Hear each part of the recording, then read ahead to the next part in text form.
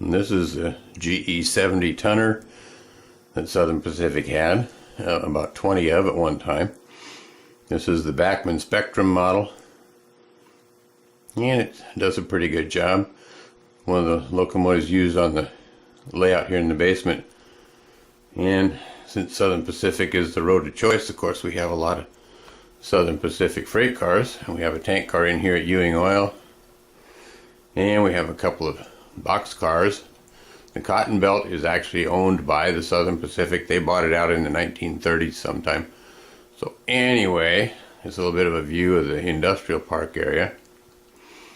And this is my private road, the Oregon Central and Pacific.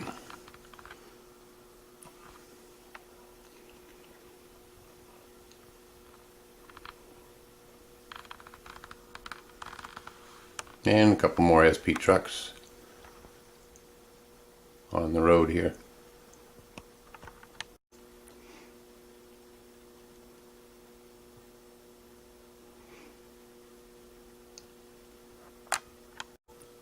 And another one of the Oregon Central and Pacific boxcars here at the house track on another part of the layout. This is the loading dock of Engelhard Chemicals and Minerals. SP has the trucking business pretty well sewed up here.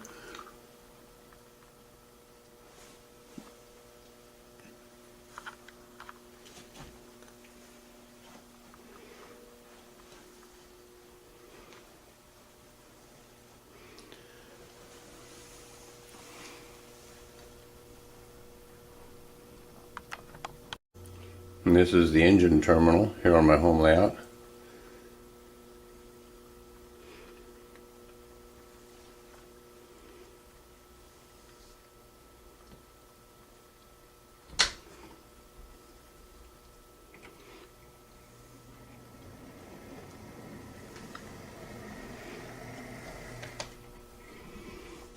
And the Baldwin S12 switcher.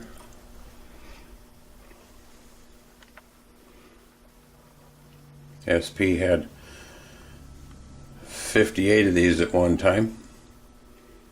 They bought them in several batches.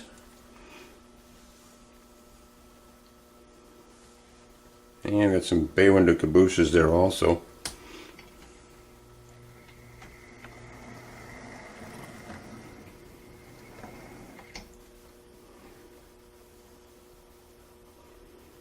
And coming on up the fueling area. And a boxcar, an old boxcar sitting on ties used for storage. And then kind of back away a little bit here. This is a view of the freight yard. The freight yard holds about 30 cars or so. This gondola here, right here, is by Exact Rail. I have 3 of them. They are beautiful cars. I did change out the trucks and couplers though. The couplers were a plastic KD wannabe, so they got real KDs put in their place, and then I changed out the trucks to KD trucks. It's kind of a requirement on my layout, is genuine KD products. This is the track gang. They're kind of working out here next to the main line. They've got their little speeder car and their tools. They're going to replace some ties.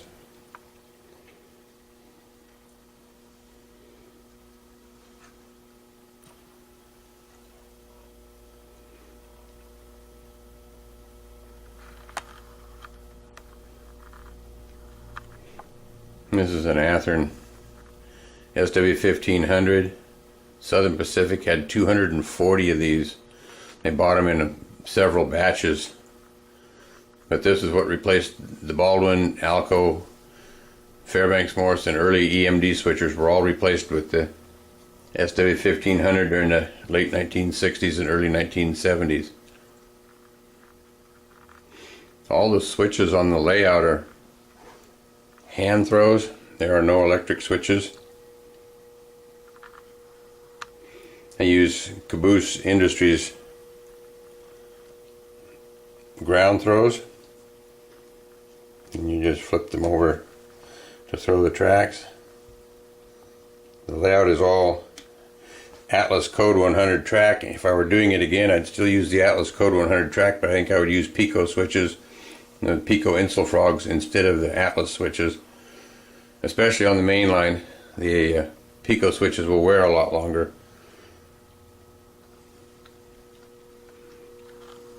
Another little group of figures here. These are some hobos waiting for the next freight to go out of town.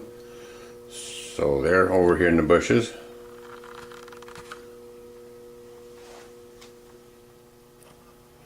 And this is the corner of the room.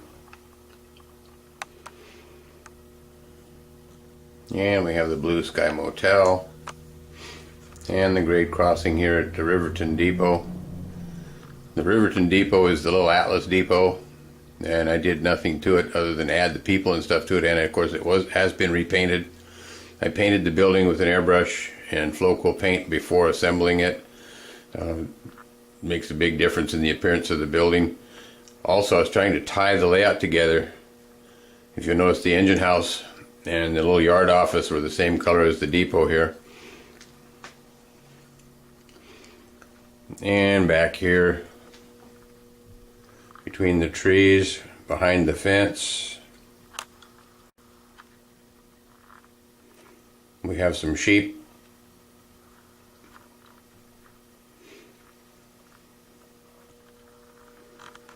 And this is the spot where the lead to the industrial park comes in.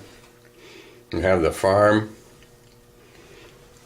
We got the farmhouse, and on the porch, I don't know if I can pull it in with this or not, but on the porch, if you look real close here, the dog is sleeping.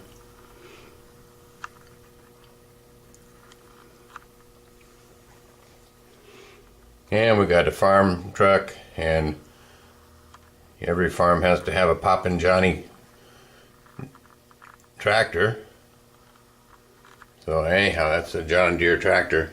They got the name Poppin' Johnny from the way they backfire all the time when they're running. And this is an orchard that I've never worked up the courage to put all the apples in the apple trees. I've got the apples, but those little tiny things take some courage to work up to get those put on.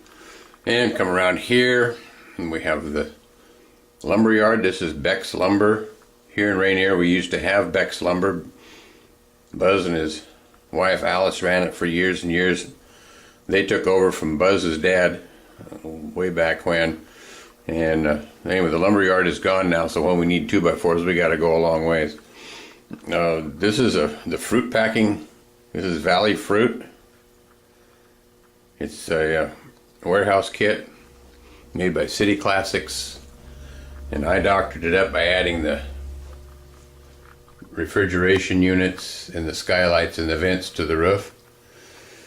And it has a loading dock for loading refrigerators and a door for unloading trucks.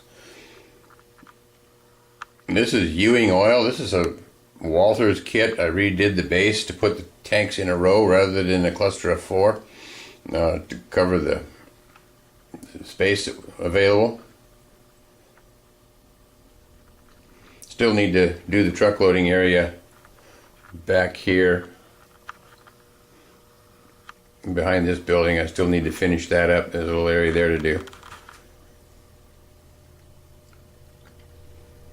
And then brings us back around to about where we started.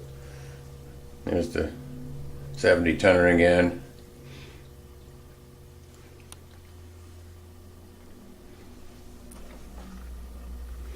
And some more of the scenery. And then this is, of course, the corner of the room again. This is mountain scenery. It's all made with insulating foam, packing foam, and hydrocal plaster, and colored with paints and artist colors that were made into a wash. And then, of course, the grass and stuff was put on after that was done.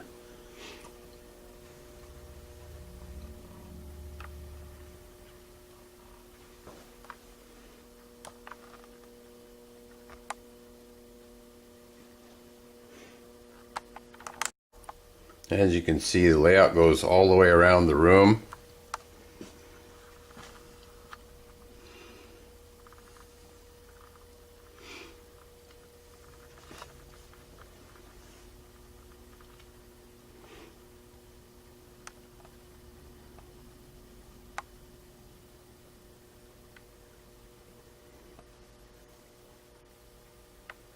and it comes out to a lift out. You'll notice there's some wing nuts here, and the lift out is for the doorway. The layout is 4 feet off the floor, so I very rarely take the lift out of here. But it's made on a piece of 1x6, and then I use 3 Atlas girder bridges and Atlas bridge piers, except for the ones on each end, which are homemade, and a little short section of scenery on the other end.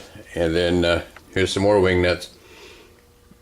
You can take the wing nuts out, unscrew them, take them off, and then under the layout, kind of see it right here, is a plug-in. Unplug that, and then on the other side over here also, there's another plug-in right here, and you unplug those 2 plug-ins, and then after taking the wing nuts off, the lift out will actually come out of here. It's been several years since I had it out last. I think last time it was out was when I put the chair in here. So it's been a while since that's been done. And since I had some boxes on the floor, the reefer train that was running a minute ago just went into that cardboard box. And then there's the bookcases over there and the library. That's a bit of the train room here in the house.